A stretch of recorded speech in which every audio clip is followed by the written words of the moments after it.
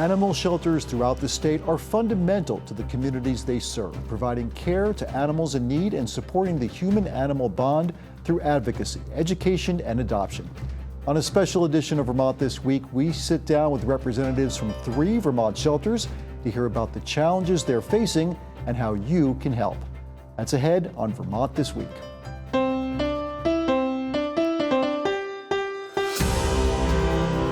From the Vermont Public Studio in Winooski, this is Vermont This Week. Made possible in part by the Lintilac Foundation and Milne Travel. Here's moderator Mitch Wertlieb. Thanks so much for being with us. I'm Mitch Wertlieb. It's Friday, November 29th. And joining us for our special panel today, we have Erika Holm, Co-Executive Director of the Central Vermont Humane Society and Chair of the Vermont Animal Cruelty Board. Also, Krista Malaney, Executive Director at Homeward Addison County's Humane Society, and Emily Hecker, Director of Development at the Humane Society of Chittenden County. Thank you all so much for being here. I am really excited about the show, and yes, off the top, I have to show off. I have been waiting forever to have an excuse to wear this particular tie. This is a special tie. I hope you can all see this here with its dogs on the front. So thank you all for giving me this perfect excuse to wear this tie for today's show, because we're going to be talking about not just dogs, but animals, pets, things that people love, and they're just so important, as I said at the top, to that human-animal bond that we have. You know, we have seen reports in Vermont, really around the whole country, about increases in animals being relinquished to shelters.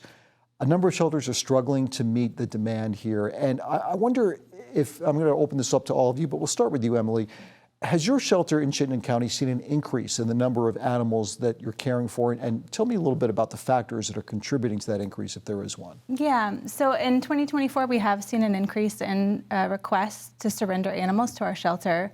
There are often many factors that go into making a decision, like giving up your pet to a shelter.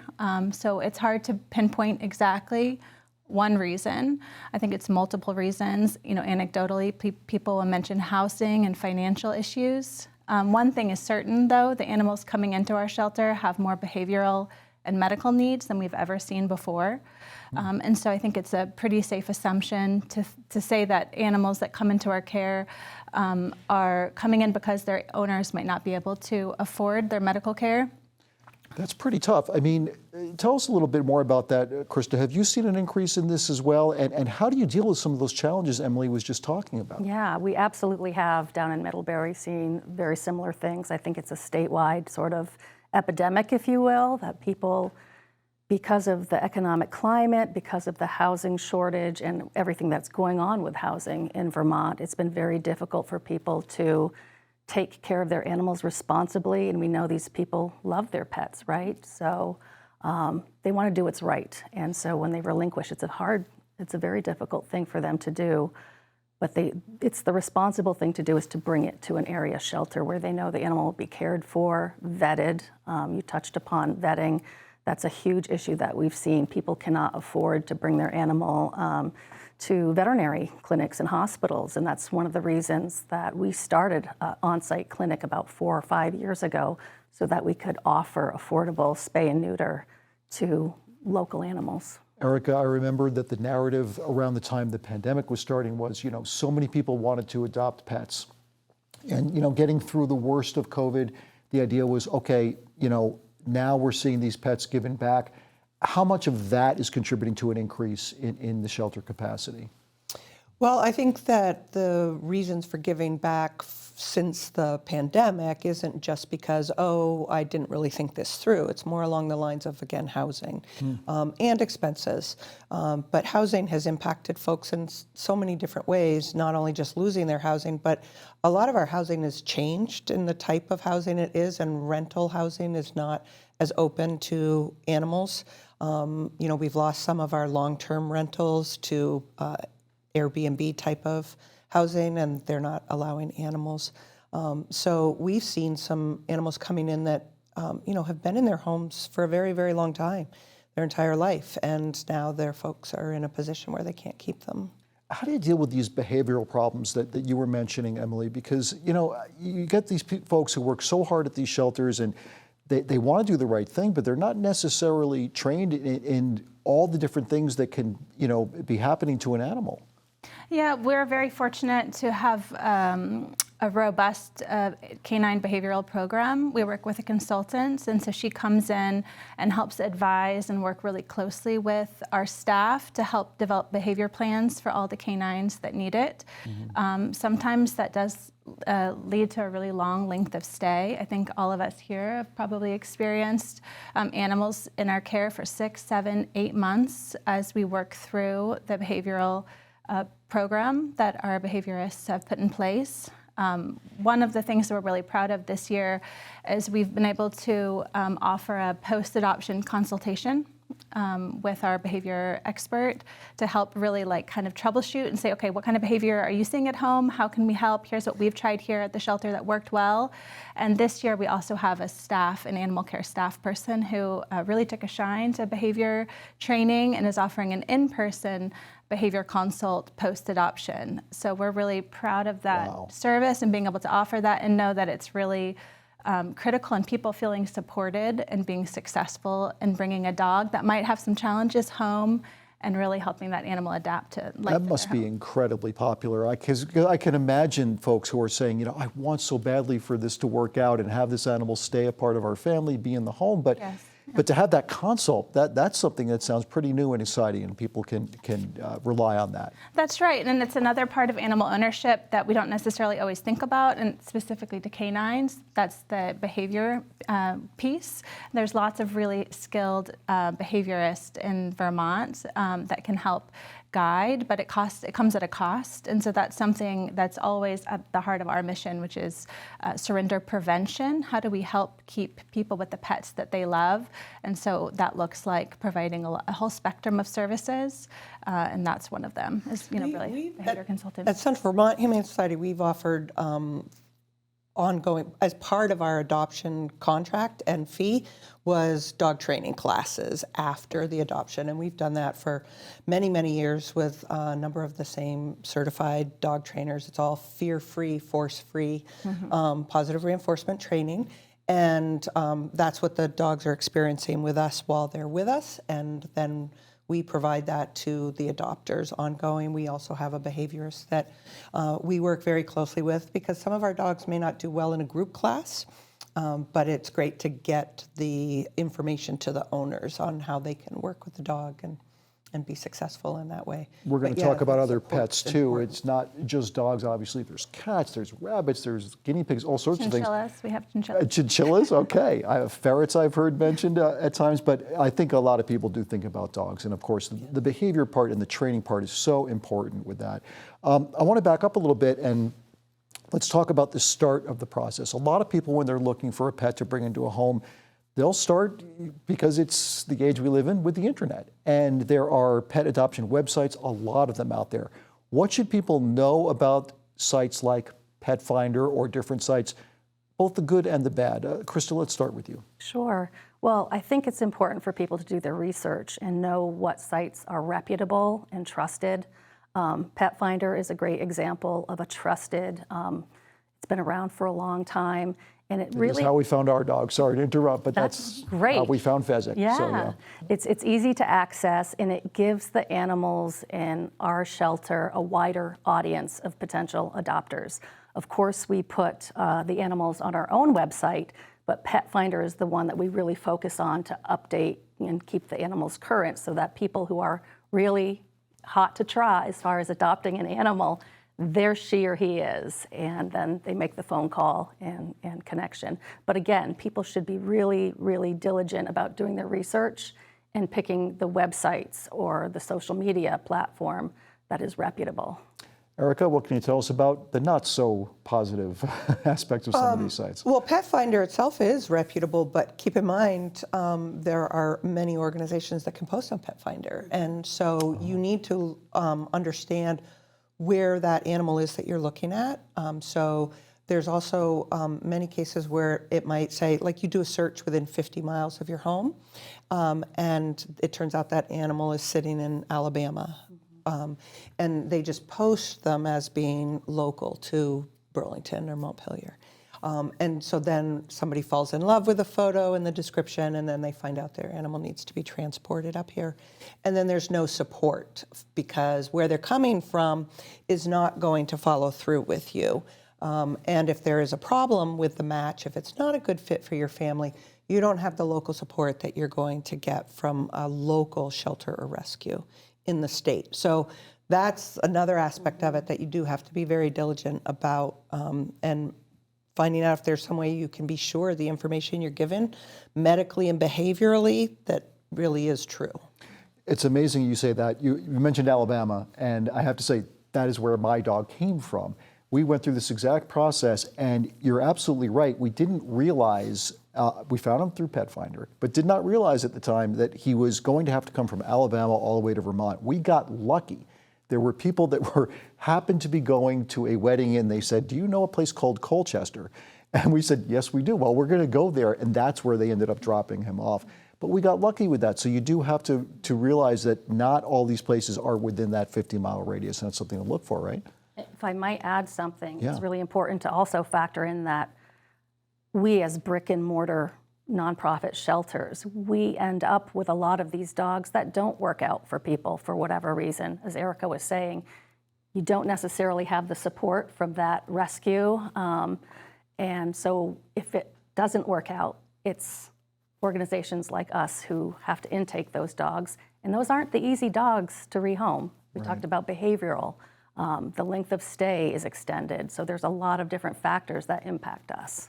I want to talk about sort of the funding that you folks rely on so much, because all of this is expensive. It can be expensive to have a pet, the food costs that are involved, things like litter, veterinarian costs, et cetera, but that's costs that are incurred by the shelters as well, right? Mm-hmm. Yeah, that's right. So surrender prevention is the heart of our mission, keeping pets with the people that love them.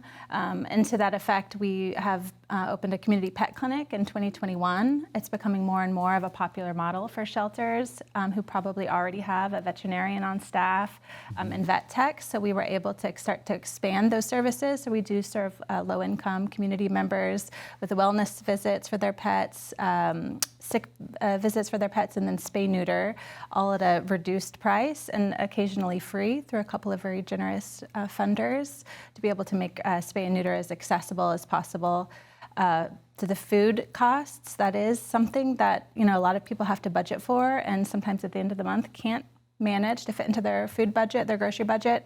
So we have a pet food shelf, and we work with several partners around Chittenden County to help distribute that food and make it as accessible as possible.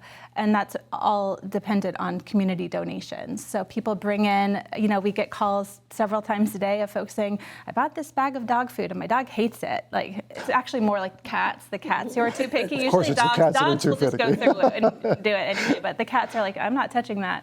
So they bring in a lot of donated food that we're either used for animal shelter or for animals in our shelter, or we put in our pet food shelf. And it's popular. When we open our doors, we usually have a line out the door of people waiting to access the products on our pet food shelf.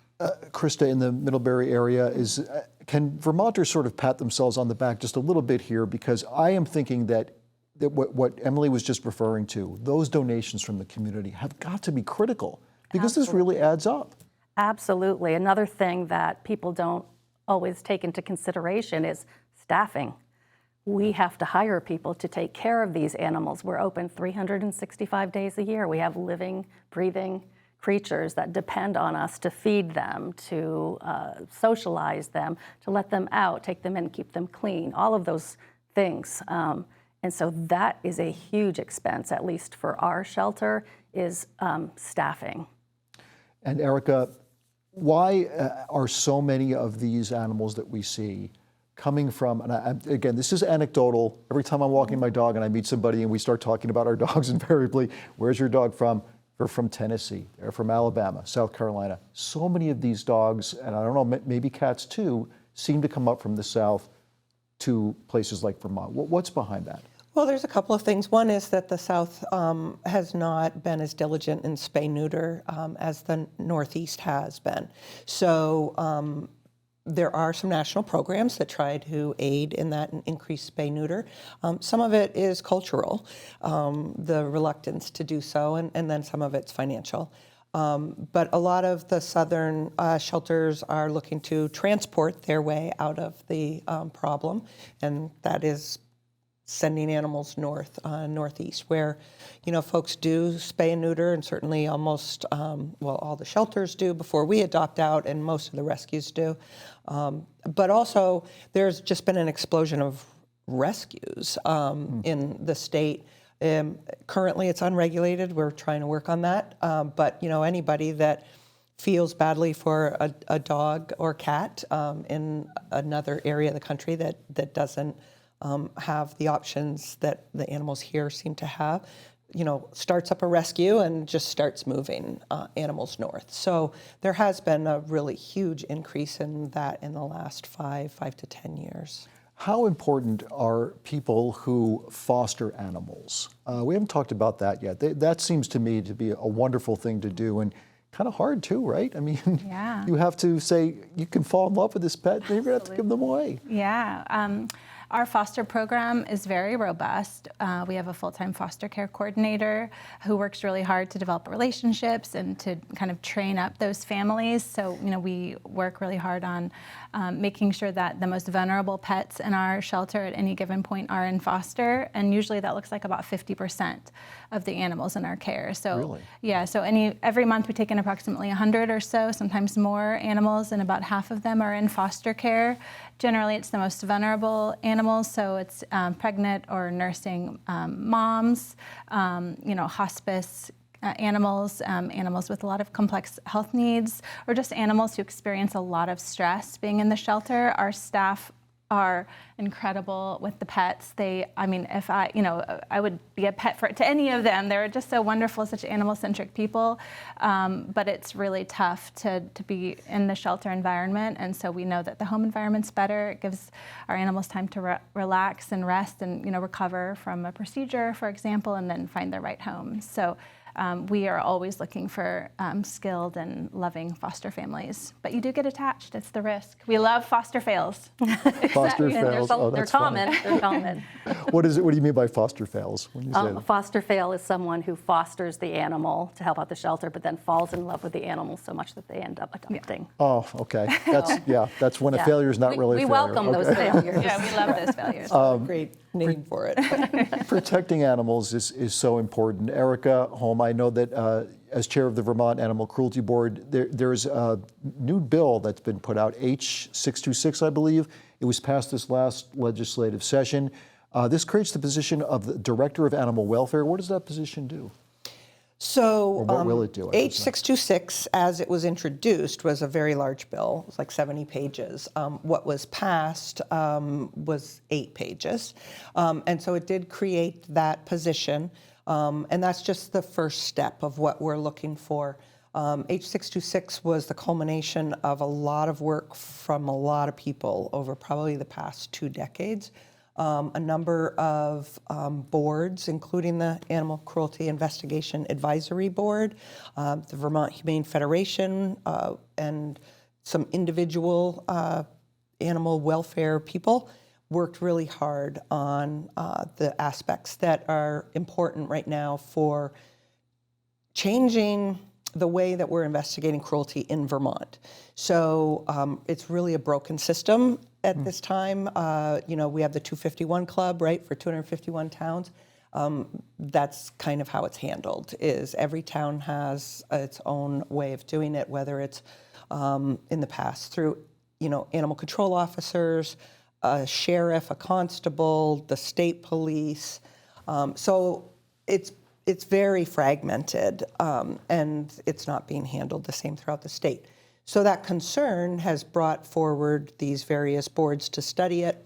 The legislature is great at creating boards to look at topics, and the last board that I am currently chairing, the Cruelty Board, we worked with the VHF and essentially wrote H626 with a lot of input from some very concerned legislators who really stepped forward to help with this process. And we took on the big major issues that need to be solved, one of which is transportation of animals into the state, whether it's organizations within the state bringing them in, or whether it's like what you found, an individual rescue or shelter in the South sending them, and creating some regulations to protect the animals and the people of our state from like disease and behavioral problems. Also regulating the shelters that are here and bringing back regulations to the shelters that were under the Department of Ag, but also rescues that have never had any oversight. And then creating a uniform way of when there are animal cruelty reports and cases, that those get investigated. So it sounds like they're getting serious about this now, and the state is currently accepting applications for that position. Correct. Is that right? So yes, that position, that has closed, the applications. The interviews will start next week. And then that director will have like 8 months to sort of put together a report for the legislature and hopefully figure out how we can staff that division and get it up and running. Okay. In the time that we have left here, I want to talk about some animals that are up for adoption. We've got some photos. I do want to present this caveat. We are taping this show a few days before the Thanksgiving holiday, so by the time you're seeing this Friday, we want you to check your animal adoption websites to see if any of these are still available or if they've been adopted out. What are some of the wonderful pets that are up for adoption right now? I've got a couple, if that's okay. Oh, please, go right ahead. Jump in. Very different animals, one of which is Midnight. And Midnight just came to us last week. He is an older gentleman, a dog. There's a picture of him there. Very dignified. He's very dignified. He is a quiet guy. He's 12 years old. So he's got that nice quietness about him, and at the same time, he can be playful, very smart, loving guy. He was sort of a victim, if you will, of the housing crisis. His people had had him since he was a baby, and they lost their housing. So he's with us, and he's fantastic. The other animal is a rabbit. For some reason, this year was the year of the rabbits at Homeward Bound, and we have a lovely female rabbit by the name of Abba. The staff call her the dancing queen, so there's that connection. But she's very sweet, so I encourage people to think about adopting a rabbit too. We would also accept Fernando, I suppose, for that rabbit, right? Okay, look, I'm an ABBA fan. What can I tell you? Who else do we have? Any other animals we can talk about for adoption? I'll jump in with a cat. I've Yeah, got please do. A lovely senior ginger cat. She's almost 8 years old. Her name is Gigi. She's very sweet. Oh. She has overcome many health issues, as many senior cats have. She's got a skin allergy and hyperthyroidism, which she manages with a special diet. She's currently pretty happy in her foster home, but would love to meet a family where she can be the only star that shines in your home. So she just would prefer no dogs and no cats, please. Respectful children she'll consider. But she would make a really wonderful companion. You say she's a senior cat. Did you mention the age? I'm sorry. She's 8. She's 8. 8 years old. Yeah, I want to put in a little plug here for, adopting older animals. Everybody wants a puppy, everybody wants a kitten. Fantastic. But when you can bring in an animal who's older, they need the love too, right? Absolutely. Yeah. And typically they're trained. Good point. Which is nice. That's exactly Not right. always, but yeah. Yeah, you know what you're going to get with them. They've gone through those stages of life where they change. Yeah. And now you have them at the best point, basically. What are some of the questions people should ask when they're thinking, okay, I really want to adopt a pet now? What are some very basic questions right out of the gate that people should ask themselves? Well, we always really place a big emphasis on lifestyle. So what are you looking for in a pet? Are you very active? Do you want to hike on the weekend? Then probably a senior dog with arthritis probably won't be a good fit for you. Or if you work, in an office all day and leave the dog at home, if they've got a ton of energy, they might not be really happy there. So I think really we try to fit in all of our adoption counselings really lifestyle preference, right? Like what's going to be a really good fit for you and your family, and of course, like, do you have kids in the home? Do you like to get out about, do you like to travel a lot? Those kinds of questions are first. And then after, I think you also want to look at the health of the animal, what kind of needs are required to keep that animal healthy and happy. So, there's always a cost associated with certain medical needs, so making sure that that's something that you're comfortable with in your family's budget. There are so many animals available, I'm sure, but I didn't want to cut the conversation short on any others you wanted to mention. Any other specific animals up for adoption anybody would like to highlight? Well, I'd like to highlight Navy. He's a dog that's been with us a little while.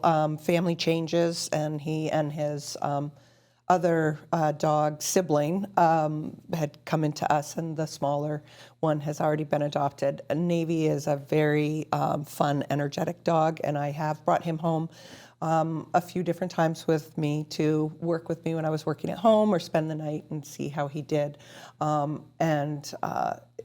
He's just... What kind of dog is Navy? He's really lovely.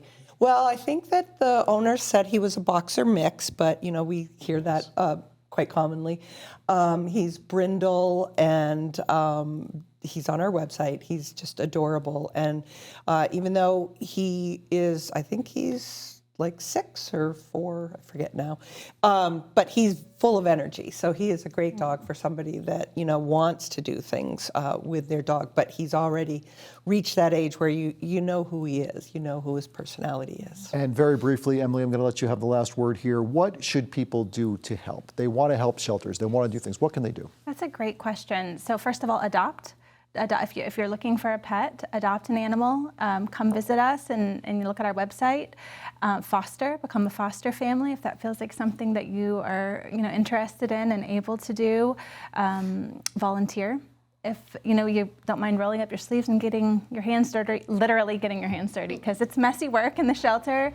And then of course donate. 75% of our revenue comes from local philanthropy, so donations are critical. Great to know. Thank you all so much for being here today. Erika Holm and Krista Malaney and Emily Hecker all working to bring pets into homes to love. Thanks for watching Vermont This Week. We'll be back next week.